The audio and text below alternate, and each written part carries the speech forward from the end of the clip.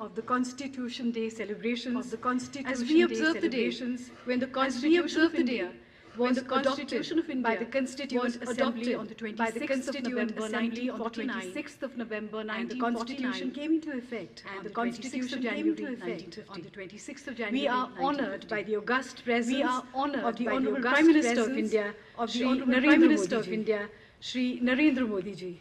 We would also like to welcome on the days, Chief Justice of India, the Honourable Chief Justice of India, Dr. Justice Chandrachud, Dhananjay Yashwant, the Honourable Minister of Law and Justice, the Honourable Minister of Law and Justice, the Honourable Shri Justice, the Sanjay Kishan Kaul, Judge Supreme Court of Sanjay India, Kishan Kaul, Judge Supreme Court of Honourable India, Shri Justice S. Honourable Shri Judge Justice Supreme S. Court of India, Abdul Nazir, Judge the Supreme Court of Honourable India, Minister of State the of Law Honourable and Justice, Minister of State Professor of Law and S.P. Justice, Baghel, Professor S.P. the Honourable Attorney General for India, Shri Attorney General for India, and Shri Shri R. Vikas Singh, President and Shri of the Vikas Supreme Singh, Court, Bar President Association. of the Supreme Court. Bar May I request Association. the Honourable Shri May I Justice request Sanjay the Kishan Honourable Kaul, Shri Judge Justice Supreme Sanjay Court of Kishan India, Kaul to deliver Judge Supreme the Court of welcome India, address. To deliver the welcome address.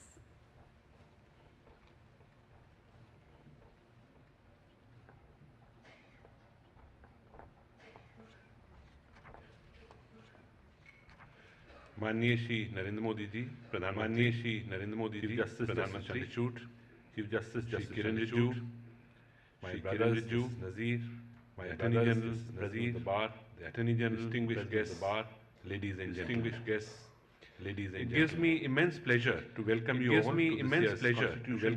to this year's Constitution Day celebration. This day is of great importance to all Indians. I believe that it is not just an occasion. I believe that it is to commemorate the adoption of a truly radical, but also a moment to rekindle our commitment to our constitutional values, to our constitutional values. As we continue this effort, I would like to offer a few thoughts about the nature of this mission. We commonly believe that invoking a very important way of protecting and enforcing our constitutional rights. We see this taking place in some of the more mundane matters of family and service disputes, etc., and also in cases that are considered to be of great political and public significance. The Constitution tells us to repose our faith in the courts when such problems arise. When our courts evolve a comprehensive right-based jurisprudence, they are rightly seen to be upholding their constitutional duty. Thus, the idea of seeking justice has in many ways become synonymous with courts. This is certainly an area where we can get better. This year's Constitution Day program in many ways reflects this ambition. It aims at enhancing access to justice through improving various processes of the court. Thus, the working session to be conducted today and tomorrow emphasize different areas of court reform. These include improving judicial infrastructure, adapting to newer technology, learning from the latest methods of case management, etc. Considering the knowledge and the experience of our participants and speakers, I am very confident that this program will enhance our capabilities in this respect. However, it is my firm belief, born from my experience of serving in various courts for over 2 decades, that the mission of enhancing access to justice also requires a more collective effort. This is because our Constitution empowers every democratic institution in our country with the ability to secure individual rights and justice. In practice, this is termed as vernacular constitutionalism. It implies that our vision of justice need not be constrained to the pronouncements of courts or the development of legal doctrine. Instead, it can be a more continuous and decentralized exercise, which involves aspects of day-to-day governance, social movements, and deliberative democracy. To give a few examples, when the feedback of stakeholders is incorporated into law, it essentially preempts a court having to achieve a similar result by reading down or invalidating that rule. Similarly, and this is something I've often emphasized, conducting a proper legislative impact study and examining the social context of the proposed law can be really impactful in preventing unnecessary litigation. Other than examining the viability and desirability of the proposed legislation, it is also important to see whether the existing judicial mechanisms are prepared to adjudicate this new class of litigation that can arise. It is for these reasons that we need to rediscover this oft-forgotten element of our constitutionalism. Not only is it essential for a healthy democracy, it is an underutilized way of securing greater access to justice. Now I would like to highlight areas where our lawmakers and the courts can work together. First is the provision of legal aid. We know that there is a large problem of under-trials languishing in prisons for extended amounts of time, and this is an area towards which we must urgently divert our attention. Our collective endeavor led to a significant change. The recent remission scheme for certain categories of prisoners to commemorate the 75th anniversary of the nation's independence was an exemplar in this regard. We can also concentrate our efforts towards conducting a thorough study of the effectiveness of the existing legal aid process, improving the ways in which legal aid lawyers are selected, provided them with appropriate incentives, training such lawyers more adequately, and introducing monitoring and accountability mechanisms. The second area where such coordination can be useful is in the creation of a comprehensive mediation framework for different kinds of disputes. That can go a long way in reducing the pendency of cases before our courts. I would like to end with a quote from Cicero. Justice looks for no price and no price. It is sought for itself and is at once the cause and meaning of all virtues. It is my most fervent hope that through the Constitution Day and the programs to be followed this weekend, we can mobilize our collective will to achieve the vision of the social justice expounded in our Constitution by its great drafters. Thank you and Jai Hind.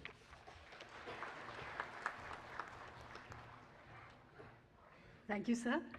May I now request the President, Supreme Court Bar Association, Shri Vikas Singh, to address the audience.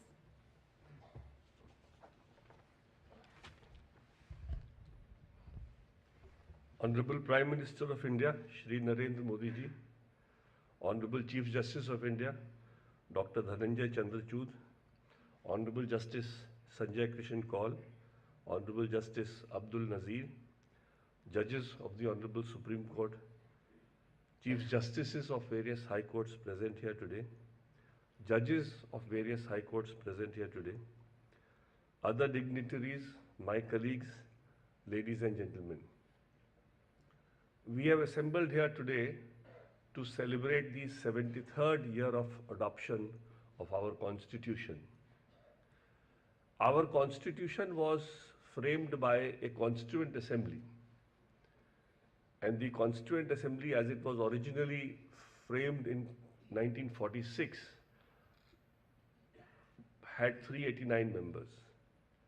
After partition, the number came down to 299.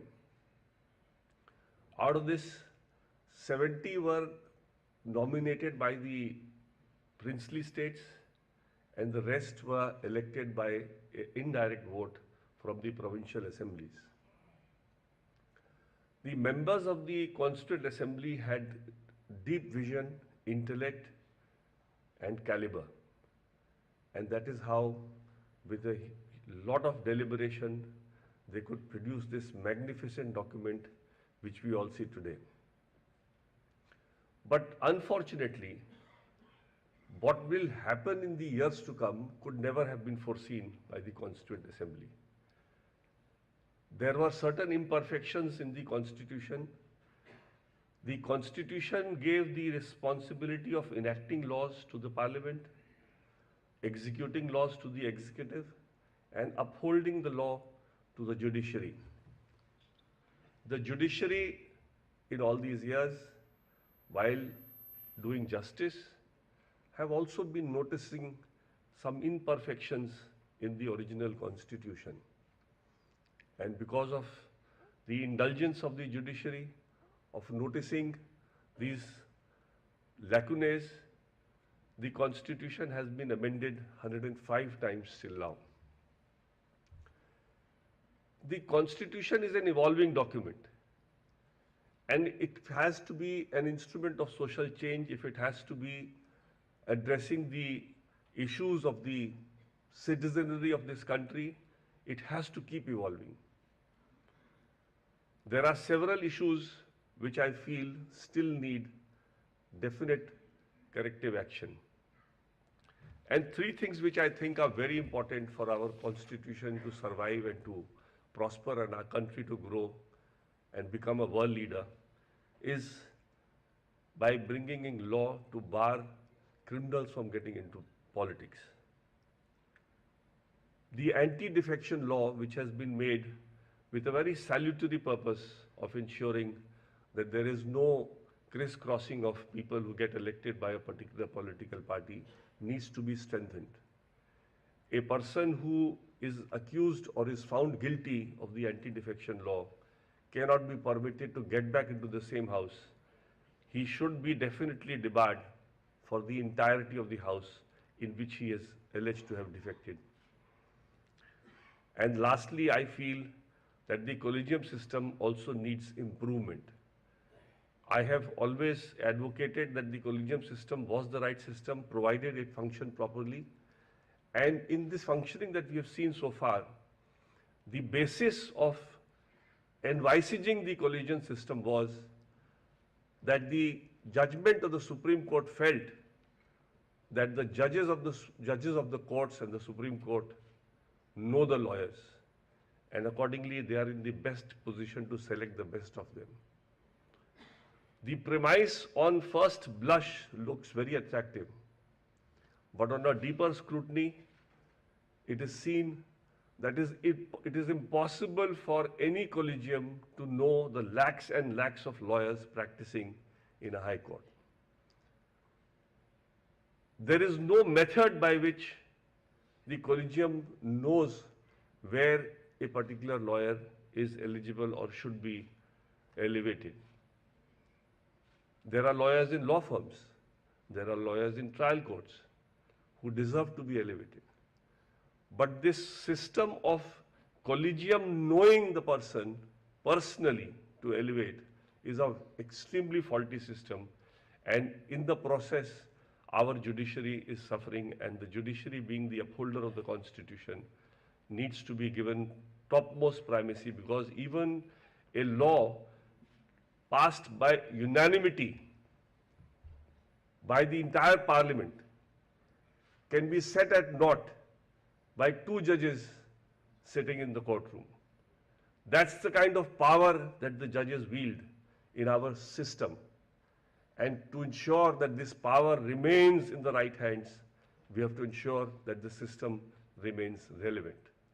I will only beseech the audience here today to think about this, because our Constitution, in order to be relevant and vibrant, has to keep churning and finding out better solutions. With these words, I will wish all of you a very happy 73rd Constitution Day in our 75 years of independence. Thank you.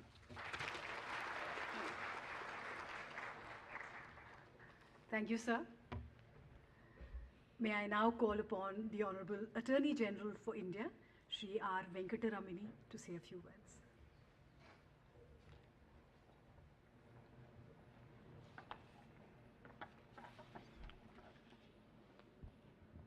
Honorable Prime Minister Shri Narendra Modi ji, Honorable the Chief Justice Dr. Dhananjay Chandrachud, former Chief Justice of India and former Judge of the Supreme Court and Judges of the High Court,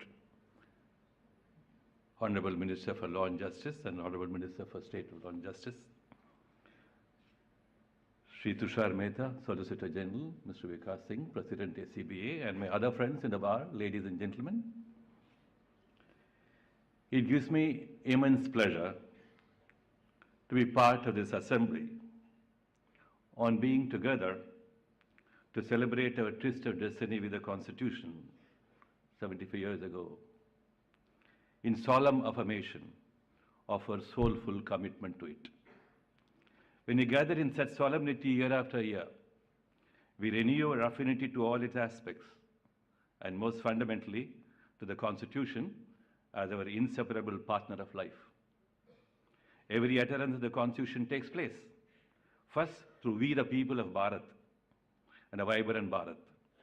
We the people are the soldiers of a great nation who keep faith with the Constitution by visiting its processes and promises in many ways and take pride in being free and being together. Being together as one great family tree. The Bharatiya family is unique.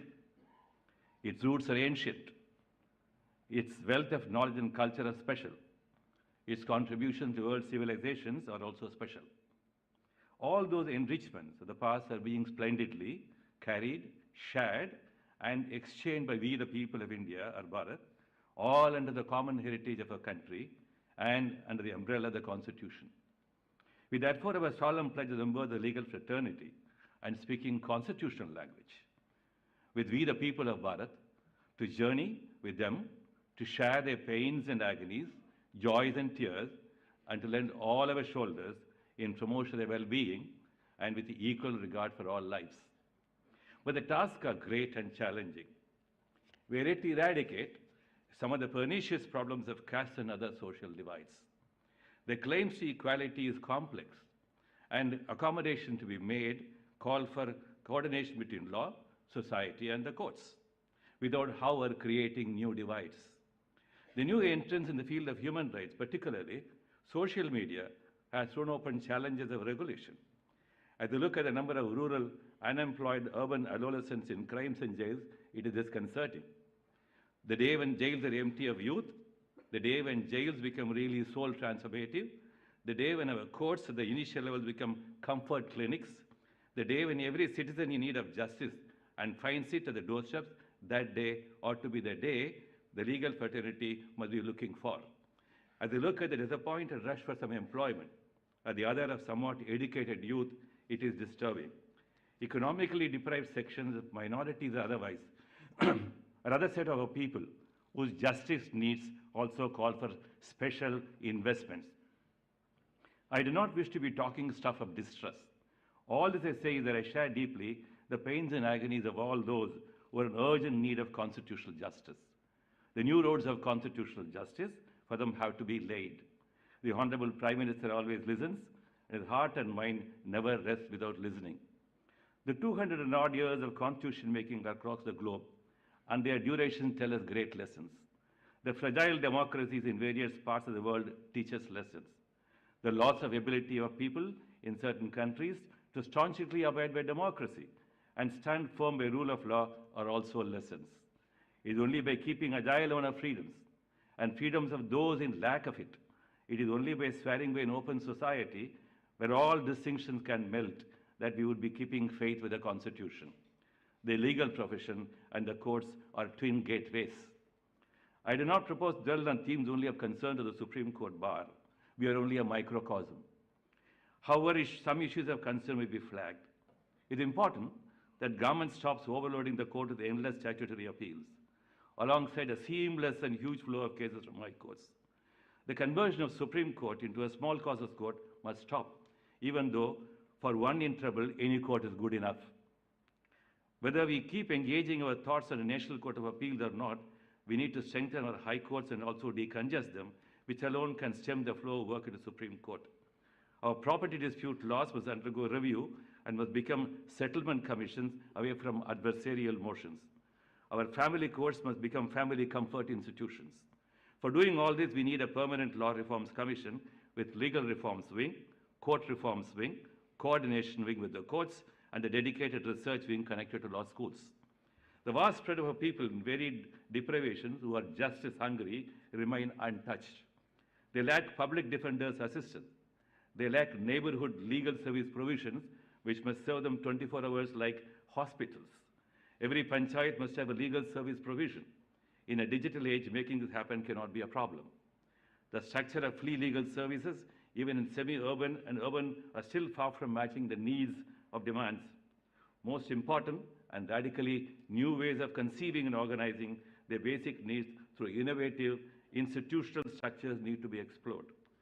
Socio-economic entitlements commissions, which can resolve social and economic needs and demands of deprived sections of the community, may be conceived to relieve courts from inadequately addressing them.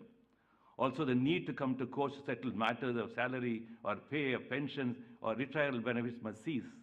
If there be a justice provision tax on the rich and the able, let it be conceived. I suppose the administration of justice comprehends all means of fulfilling these tasks. For long, governments have been talking about litigation policies. There is no reason why this policy cannot emerge.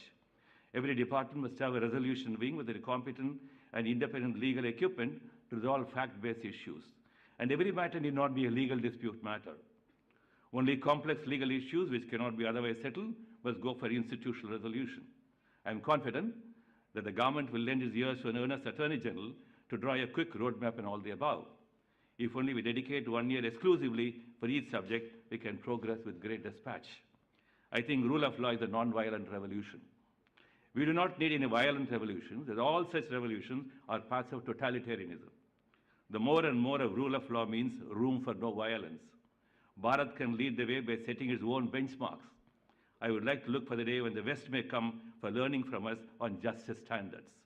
Colonialism of minds and peoples will then cease. By doing all this, our constitution will be beyond reputation, and then refutation. Let us continue to march on the grand journey towards care of all and compassion without discrimination. I conclude my speech with a small piece of poetry addressed to my motherland. O nation of great mind and thoughts of past so long and cradles many, that nurtured knowledge of shades many, many. O nation of people with ancient roots, with entanglements thin and bosoms lodge. O nation that know the dark divisions of faith and caste, like spider webs can trip and trap. O nation of many tongues and cultures, faiths and creeds, and blends and bonds, of fibers strong, why bleed our minds, why freeze our hearts, why fence our homes, with petty thorns, swords once drawn are poison strong, words once dropped are slipping weeds. Fold all your clashes, fold all your noises. Little device with constant chases can grow to seismic seasons quick. In composure, do all things flourish.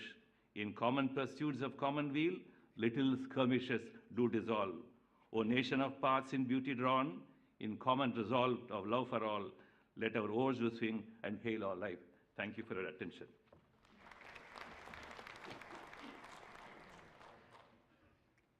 Thank you, sir. May I now request the Honorable Union Minister of Law and Justice, Shri Kiren Rijiju, to address the audience.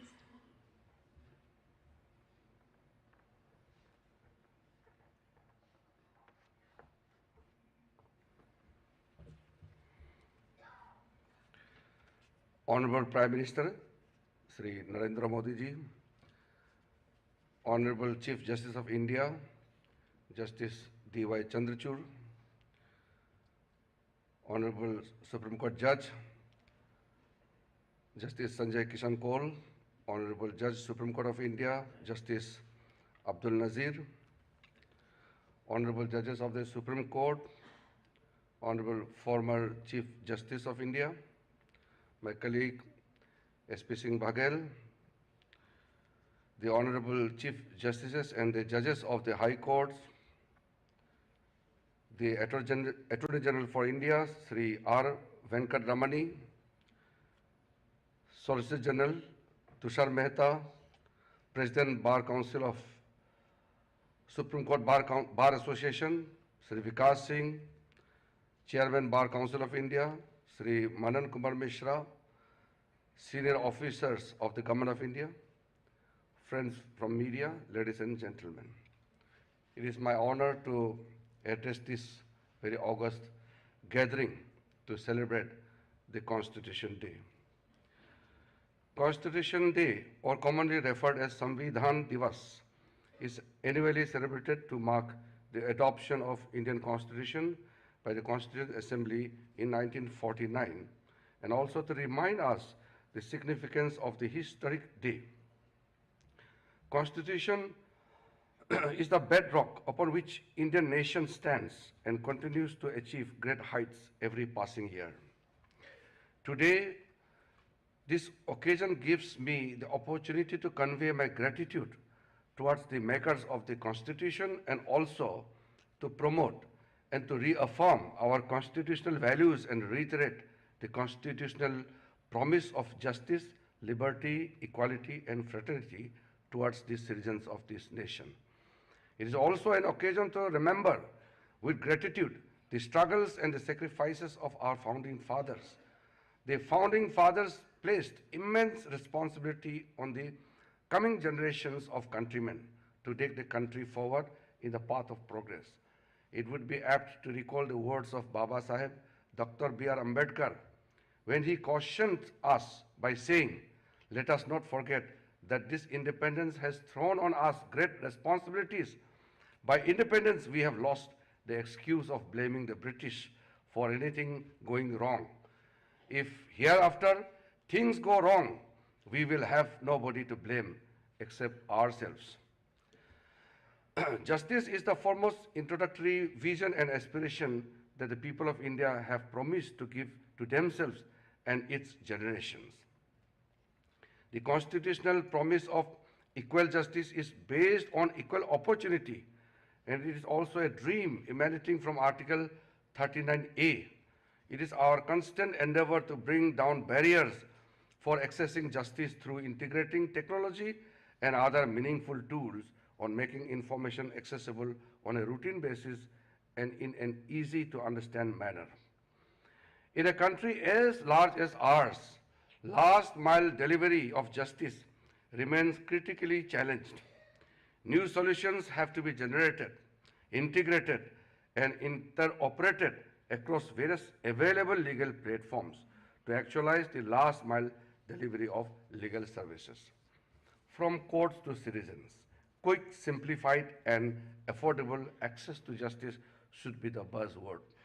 To accelerate the movement of access to justice in India, the power of indigenous technology is being harnessed to mainstream legal aid and legal empowerment in the society. Now, seeking pre-litigation advice and consultation is a matter of doorstep delivery. It has been made possible through tele-law services wherein a citizen can connect via teleconferencing facilities with a dedicated pool of panel lawyers through downloading the tele-law mobile app or reaching to their near common service center within their villages. 25 lakh people have benefited from this service. In next 5 years, 1 crore plus citizens would be rendered with advice and consultation. To amplify the outreach of access to justice, legal literacy and legal awareness is being prioritized and made accessible in regional, local dialects using innovative techniques, both physical and virtual, of dissemination. To consolidate all these initiatives, Department of Justice has formulated a pan-India scheme on access to justice titled Designing Innovative Solutions for Holistic Access to Justice. In a vast country like India, where 65% of total population still lives in rural areas and where regional and local language is the medium of understanding, in most of the states, language becomes one of the perceived barriers in ensuring universal access to justice to the citizens of the country when legal material and legal terminology are not available in local language understandable by the common man. As it is, the Indian Constitution recognized 22 major languages of India in the 8th schedule of the Constitution. Honorable Prime Minister Modi ji on multiple occasions has highlighted the need to encourage local language in courts to increase the confidence of the common man of our country in judicial system and to make them feel connected to. In this context, I am happy to inform that under the aegis of the Ministry of Law and Justice, the Bar Council of India has constituted Bharatiya Bhasha Samiti, chaired by former Chief Justice of India, Honorable Justice S.A. Bobde. The committee, as a first step, is listing out words and phrases which are most commonly, frequently used in various branches of law, such as civil, criminal, and constitution, for developing a common core vocabulary close to all Indian languages for the purpose of translating legal material into regional languages. Such a common core vocabulary for all Indian languages will also help in translating legal material from one Indian language to another. By doing so, this will enable availability of law textbooks and judgments, orders in local languages to students pursuing legal education as well as administrators and litigants, etc. Further, this will also facilitate working of courts in local languages. Once the medium and mode of legal education starts using the regional languages, it would pave the way of creating a local language ecosystem under which the entire judicial system would operate. Towards this end, our legislative department of Ministry of Law and Justice has already prepared a glossary of 65,000 legal terms. We plan to digitize this glossary of 65,000 words and make them available to all public in searchable format for usage for all. Simultaneously, all efforts will be made to collect a legal glossaries already published in regional languages and to digitize it, and also to make it available to the public in a searchable format. Therefore, by selecting the best available translation tool and by using artificial intelligence technology, a mechanism for speedy, large-scale translation of legal terminology of Indian regional languages can be put in place to strengthen the ecosystem of local language. As part of Prime Minister's ambitious Digital India program, e-courts mission mode project will be a building block for paperless courts in future.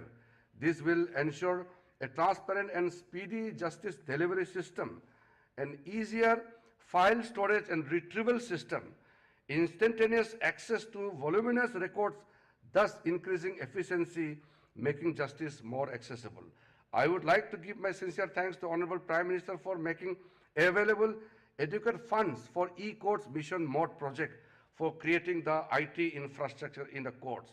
This has enabled the judiciary to function even during COVID period, wherein more than 2 crore virtual hearings have been held by the courts across India, making India a world leader in virtual hearings.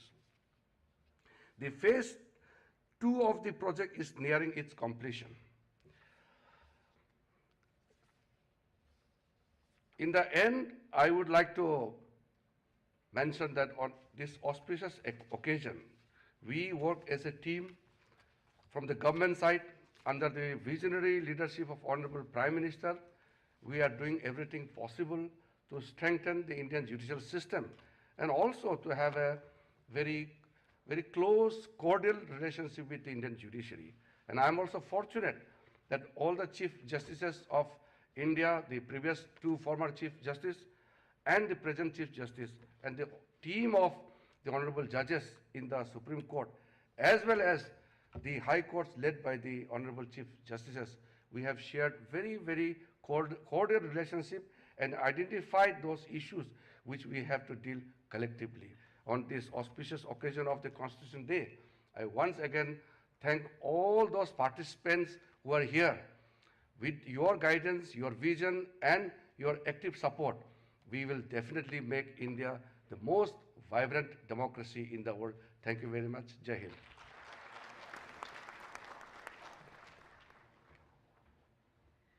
Thank you, sir. May I now request the Honorable Chief Justice of India, Dr. Justice Dhananjay Yashwant Chandrachud, to address the audience.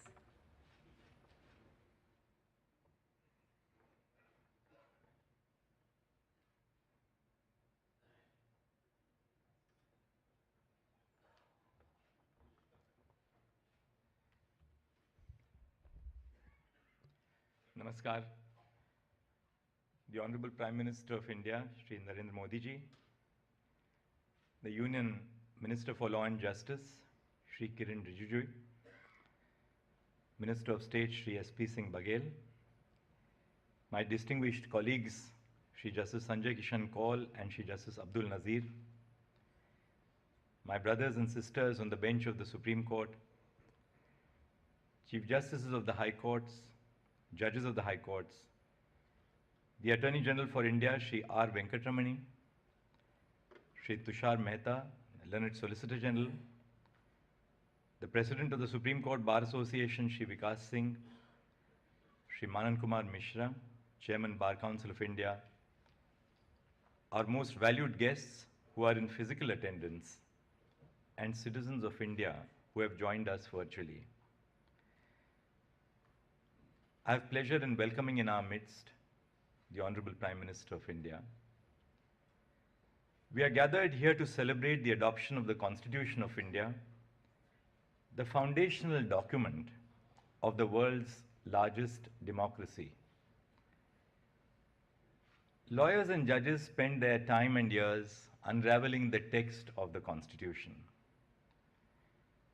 But the story of the Indian Constitution is not a story only of legal text and legal interpretation.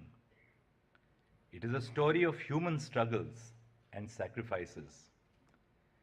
It is a story of undoing injustice against the marginalized sections of our society, the women, the disabled, the Dalits, and members belonging to tribes and segments situated in far-flung areas of the country.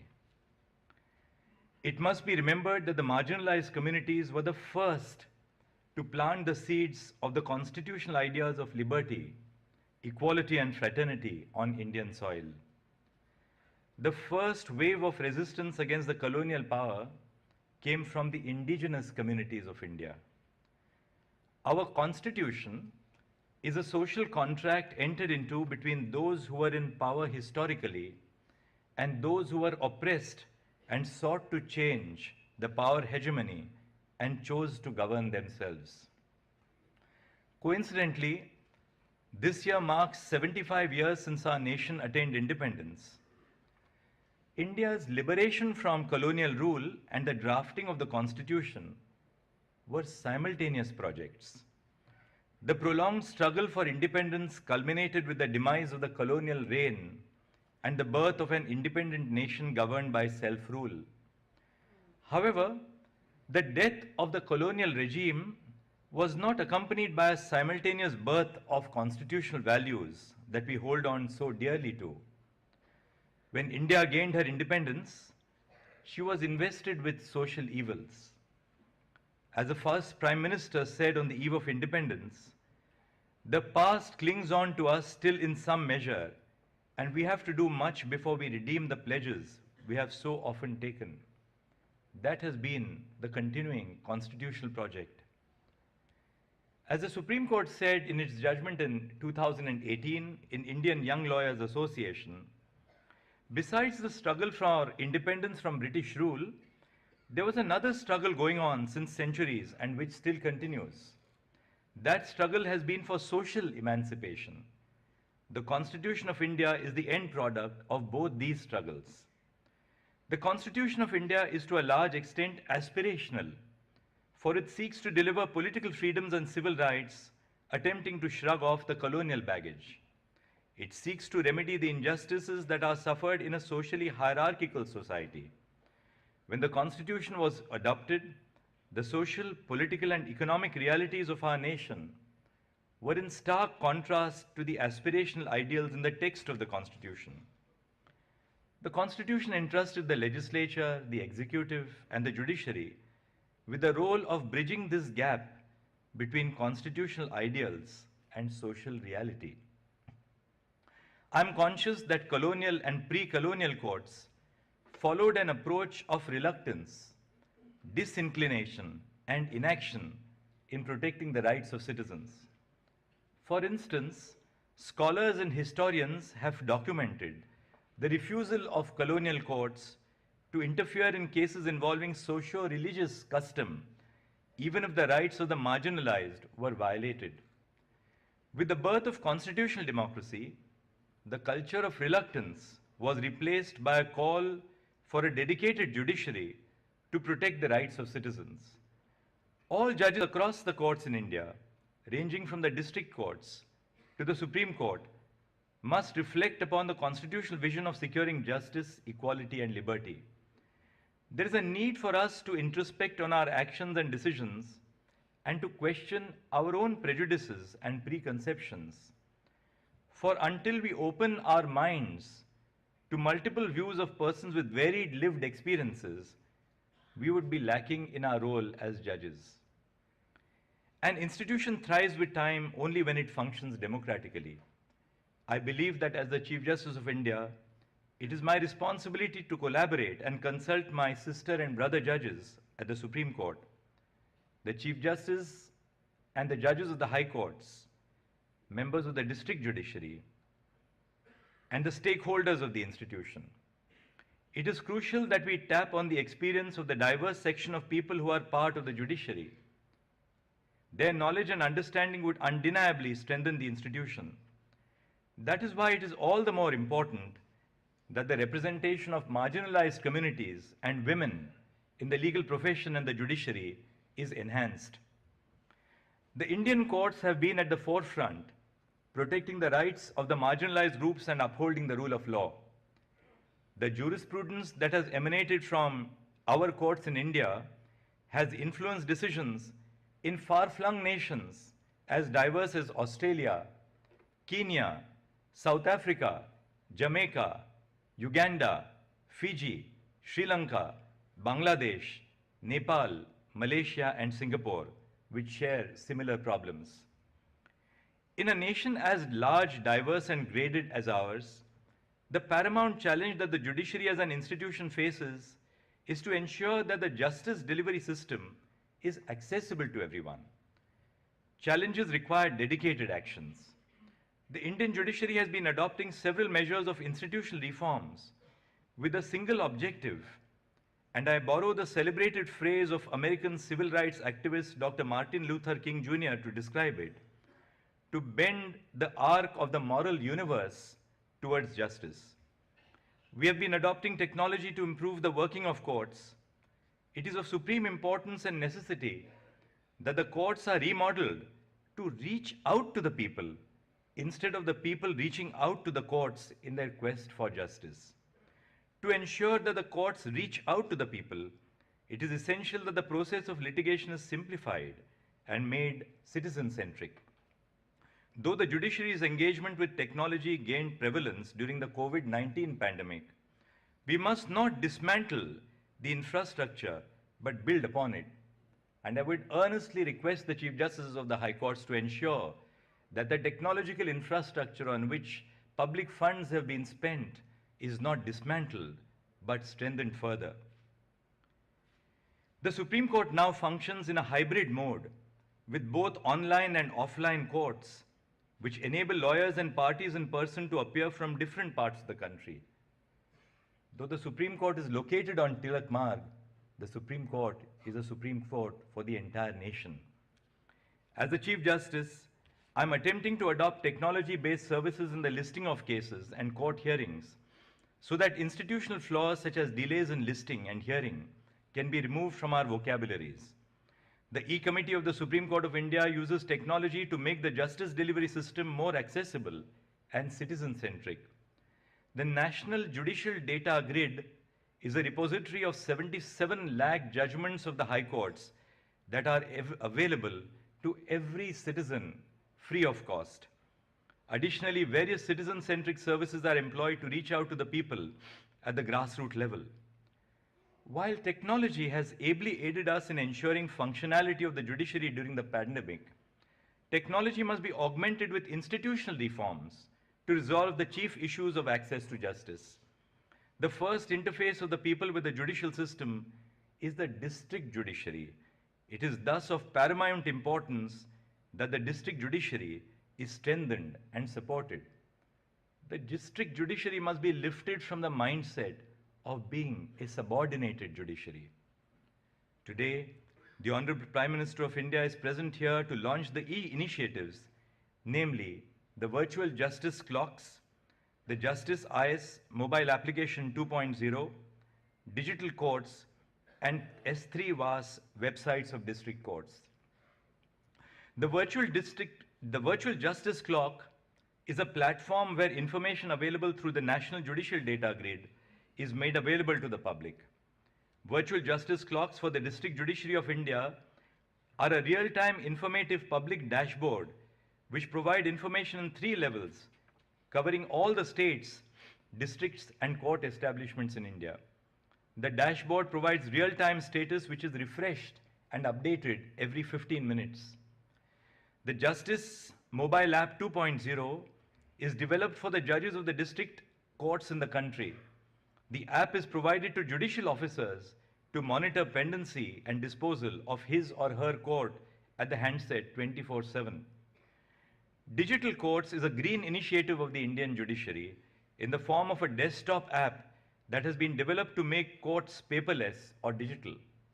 It provides an easy-to-view case files documents while sitting at home. Judges can view all the case-related pleadings, charge sheets, court orders of both civil and criminal cases which aim at making the court paperless. And finally, the initiative's S3VAS website. The acronym S3VAS stands for Secure, Scalable, and Sugamya Website as a Service. Through the Digital Court and S3VAS initiatives, the websites of district courts are being upgraded from the existing system to a platform which is secure, scalable, and accessible. Content published on the website is accessible so that even persons with disabilities, including visual disabilities, would be able to access the information using assistive technologies. These initiatives reflect upon the commitment of the Indian judiciary towards providing access to justice to our own citizens. Our endeavors to enhance access to justice, this must not be understood in narrow terms of enriching the experience of those who are already in possession of access, but by reaching out to those groups and communities that are denied basic rights.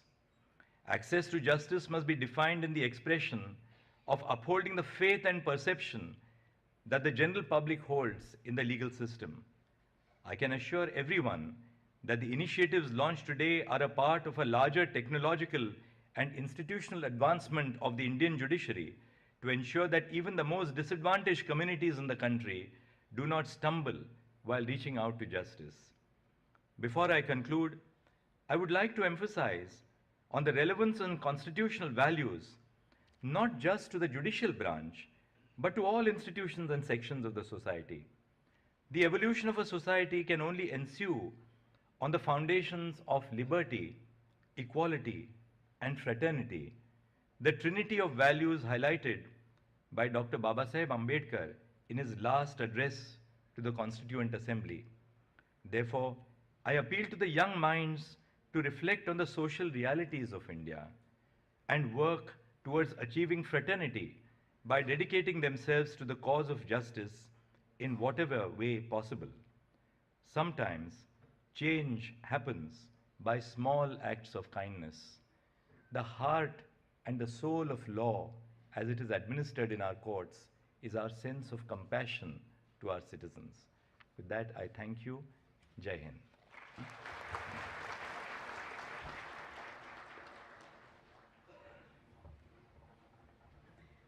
Thank you, sir. May I now request the Honorable Prime Minister of India, Shri Narendra Modi ji, to launch the e-initiatives of the Supreme Court of India as described by the Honorable Chief Justice of India.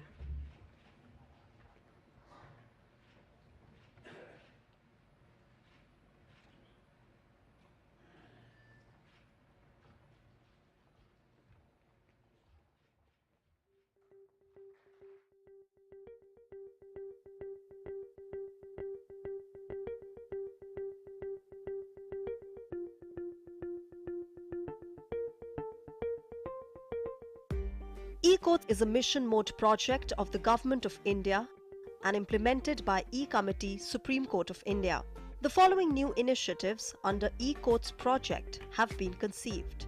Virtual Justice Clock, Justice Mobile App 2.0, Digital Court, S3VAS websites.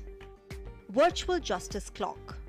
It is a real-time public dashboard which provides information of institution, disposal, case clearance rate, age-wise pendency, and listed cases at 3 levels, that is, national, state, and district.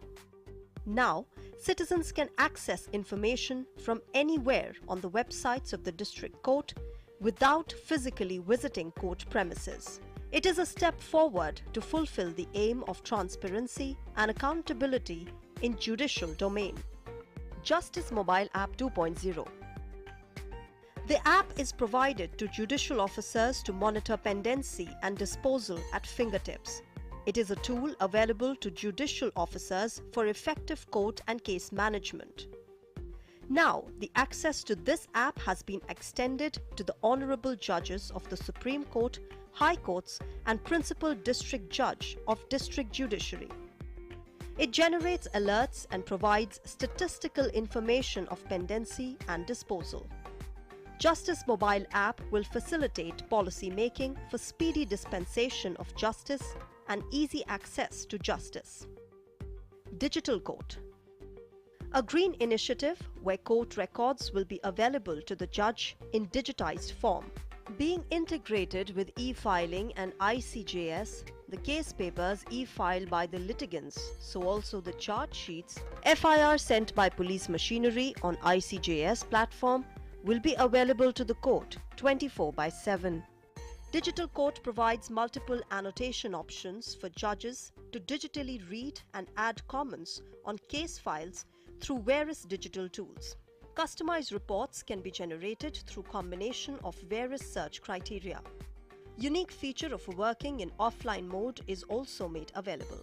Digital court environment is cost-effective, safe and secure mechanism which will enhance the efficiency and ease of doing business in judicial domain. S3 WAS. Secure, scalable and Sugamya website as service, S3 WAS is a framework that empowers the district administration to generate, configure, deploy and manage websites for publishing specific information and services related to district judiciary. The websites comply with the mandatory guidelines of digital accessibility. 15 district court websites are ready to migrate to S3 WAS framework, and all district court websites will soon be migrated on S3 WAS platform. Let's join hands to build a futuristic judiciary to serve all.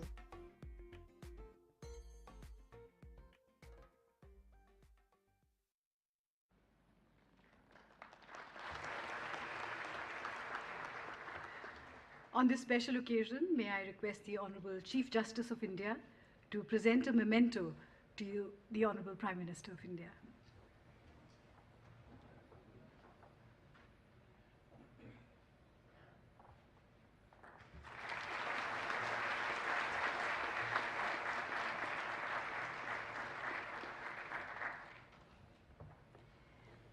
May I now request the Honorable Prime Minister of India, Shri Narendra Modi ji, to deliver the inaugural address.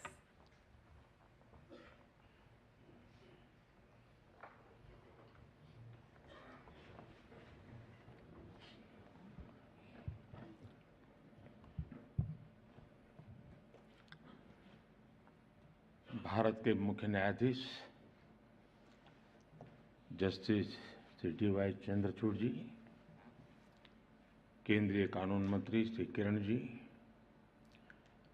Justice Shri Sanjay Kishan Kaul ji, justice Shri S. Abdul Nazeer जी, कानून राज्य मंत्री Shri SP. Singh Baghel ji,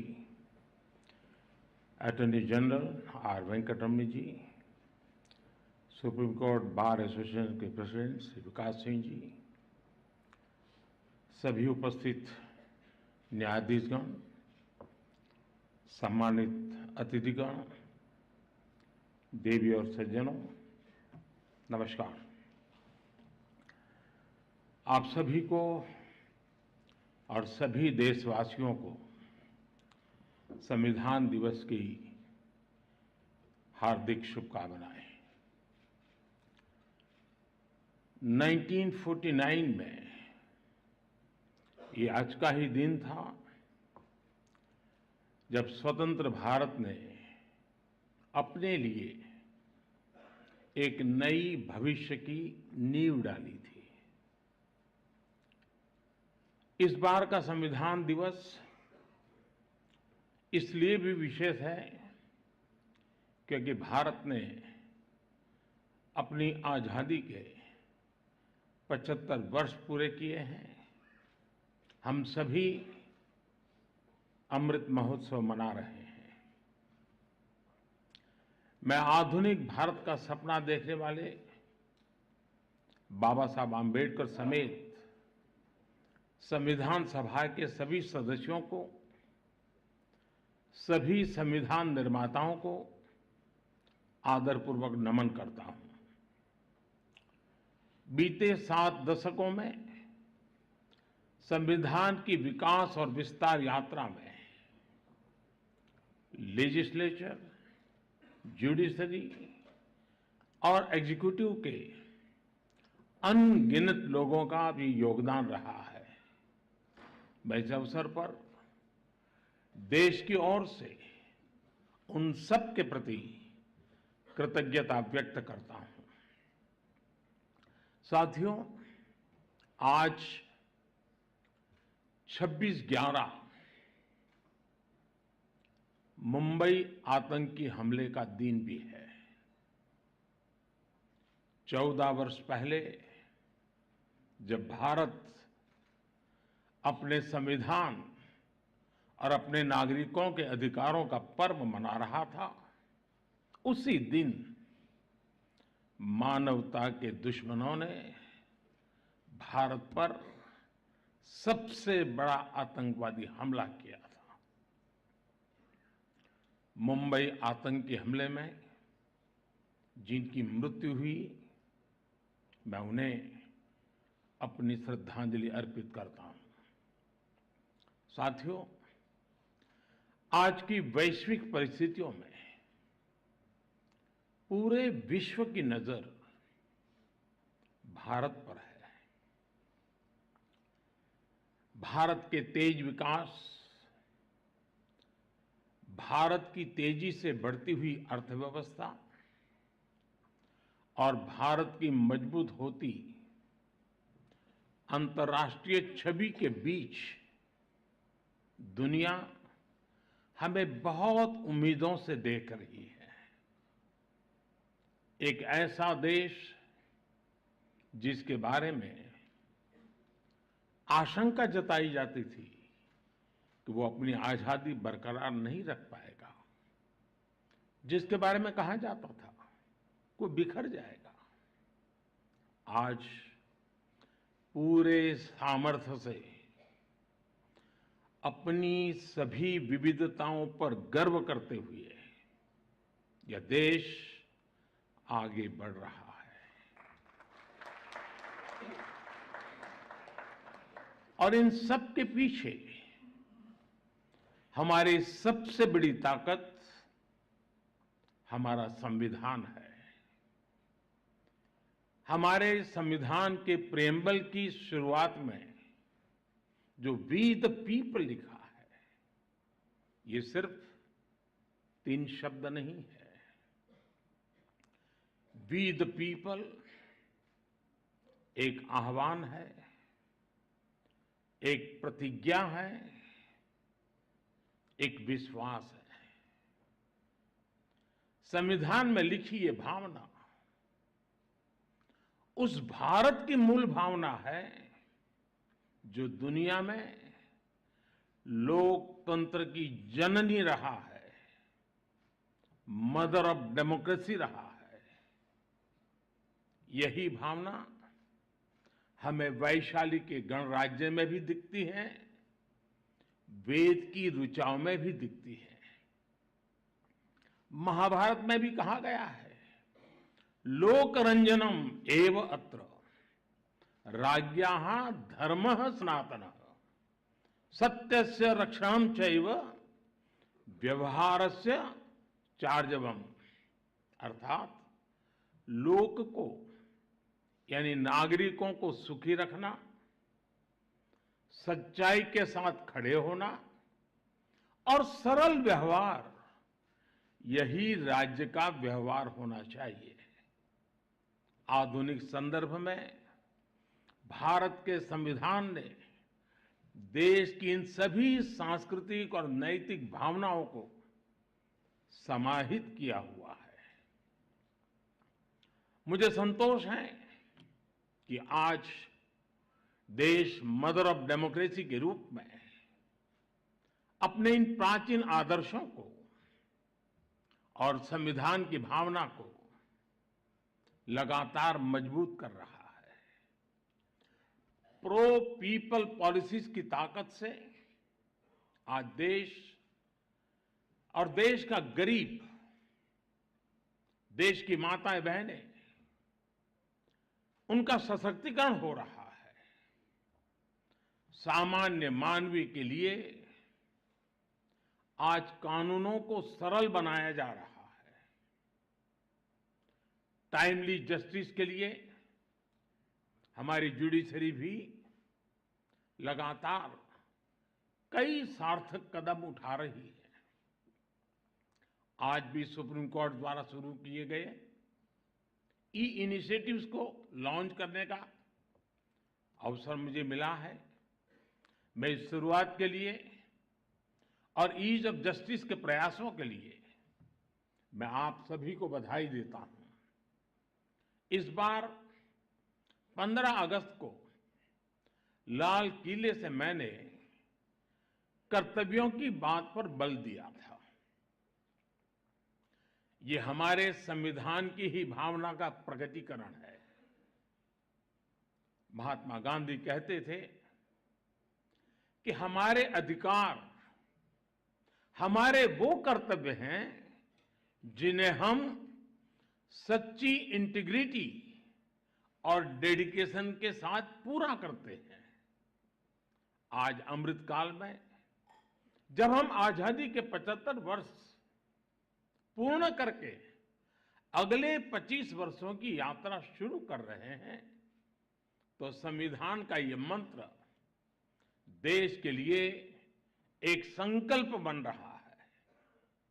आजादी का यह अमृतकाल देश के लिए कर्तव्य काल है। चाहे व्यक्ति हो या संस्थाएं, हमारे दायित्व ही आज हमारी पहली प्राथमिकता है। अपने कर्तव्य पथ पर चलते हुए ही हम देश को विकास की नई ऊंचाई पर ले जा सकते हैं। आज भारत के सामने नित नए अवसर बन रहे हैं। भारत हर चुनौती को पार करते हुए आगे बढ़ रहा है। एक सप्ताह के बाद भारत को G20 की प्रेसिडेंसी भी मिलने वाली है। ये बहुत बड़ा अवसर है। हम सभी टीम इंडिया के रूप में विश्व में भारत की प्रतिष्ठा को बढ़ाएं, भारत का योगदान विश्व के सामने लेकर जाएं, ये भी हम सभी का सामूहिक दायित्व है। भारत की मदर ऑफ डेमोक्रेसी के तौर पर जो पहचान है, हमें उसे और सशक्त करना है। साथियों, हमारे संविधान की एक और विशेषता है जो आज के युवा भारत में और भी प्रासंगिक हो गई है। हमारे संविधान निर्माताओं ने हमें एक ऐसा संविधान दिया है जो ओपन है, फ्यूचरिस्टिक है और अपने आधुनिक विजन के लिए जाना जाता है। इसलिए स्वाभाविक तौर पर हमारे संविधान की स्पिरिट यूथ सेंट्रिक है। आज स्पोर्ट्स हो या स्टार्टअप्स, इंफॉर्मेशन टेक्नोलॉजी हो या डिजिटल पेमेंट्स, भारत के विकास के हर आयाम में युवा शक्ति अपना परचम लहरा रही है। हमारे संविधान और संस्थाओं के भविष्य की जिम्मेदारी भी हमारे इन युवाओं के कंधों पर ही है। इसलिए आज संविधान दिवस पर मैं सरकार की व्यवस्थाओं से, देश की न्यायपालिका से एक आग्रह भी करूंगा, आज के युवाओं में संविधान को लेकर समझ और बढ़े, इसके लिए ये जरूरी है कि वो संवैधानिक विषयों पर डिबेट्स और डिस्कशंस का हिस्सा बने। जब हमारा संविधान बना तब देश के सामने क्या परिस्थितियां थी, संविधान सभा की बहसों में उस समय क्या हुआ था, हमारे युवाओं को इन सब विषयों की जानकारी होनी चाहिए। इससे उनकी संविधान को लेकर दिलचस्पी और बढ़ेगी। इससे युवाओं में इक्वालिटी और एम्पावरमेंट जैसे विषयों को समझने का विजन पैदा होगा। उदाहरण के तौर पर हमारी संविधान सभा में 15 महिला सदस्य थी और उनमें एक दक्षयानी बेलियाउधन वो महिला थी जो एक प्रकार से वंचित समाज से निकल करके वहां तक पहुंची थी। उन्होंने दलितों, मजदूरों से जुड़े कई विषयों पर महत्वपूर्ण इंटरवेंशंस किए। दुर्गाबाई देशमुख, हंसा मेहता, राजकुमारी अमृत कौर, ऐसे ही और कई महिला सदस्यों ने भी महिलाओं से जुड़े विषयों पर अहम योगदान दिया था। इनके योगदान की चर्चा कम ही हो पाती है। जब हमारे युवा इन्हें जानेंगे तो उन्हें अपने सवालों का जवाब भी मिलेगा। इससे संविधान के प्रति जो निष्ठा पैदा होगी वो हमारे लोकतंत्र को, हमारे संविधान को और देश के भविष्य को मजबूत करेगी। आजादी के अमृत काल में ये भी देश की एक अहम जरूरत है। मुझे आशा है संविधान दिवस इस दिशा में हमारे संकल्पों को और अधिक ऊर्जा देगा। इसी विश्वास के साथ आप सभी का बहुत बहुत धन्यवाद।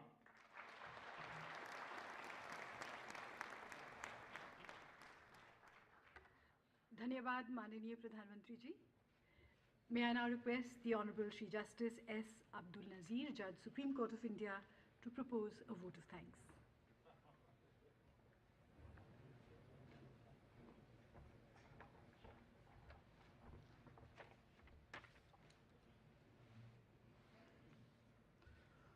Honorable Prime Minister of India, Shri Narendra Modi ji, and other dignitaries on the dais, ladies and gentlemen. It is indeed a matter of great honor and pride for me to propose the vote of thanks on the 73rd anniversary of the Constitution of India. The date today, that is 26th November, holds great significance for every year. It reverberates the beautiful and inspiring journey that we, the people of India, have traveled thus far since 1949, when the Constitution of India was adopted. Fast forward 73 years, today we stand as the largest sovereign, socialist, secular, democratic republic in the world, where the ideals of justice, liberty, equality, and fraternity are secured to all the citizens of India. This could not have been possible without the foundational guidance of Dr. B.R. Ambedkar and the monumental efforts of the members of the Constituent Assembly who drafted the Constitution in such manner and style that it not only recognizes the socio-economic and political rights and interests of 1.3 billion citizens, but also provides great adaptability to accommodate the changing needs of the times ahead without compromising on its basic structure. Swami Vivekananda once said, and I quote, "Every nation has a message to deliver, a mission to fulfill, a destiny to reach. The mission of India has been to guide humanity," unquote. In our mission of upholding the constitutional morality and values, we must arise, awake, but never stop. We, in the capacity as judges, strive to streamline our justice delivery system to make it more efficient and accessible for all, while ensuring that the judicial institutions are at the forefront when called upon to adopt changes with time and technology.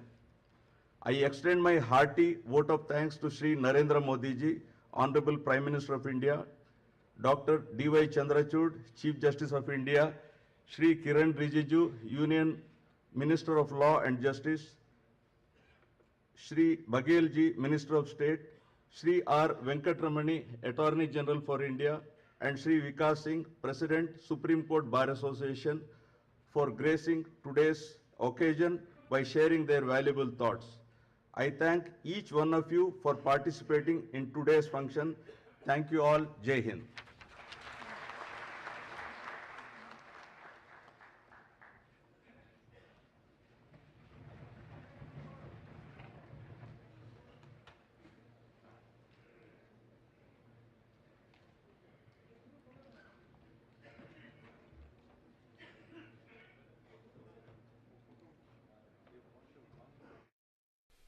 तो आप देख रहे थे सीधा प्रसारण supreme court से, जहां संविधान दिवस का मुख्य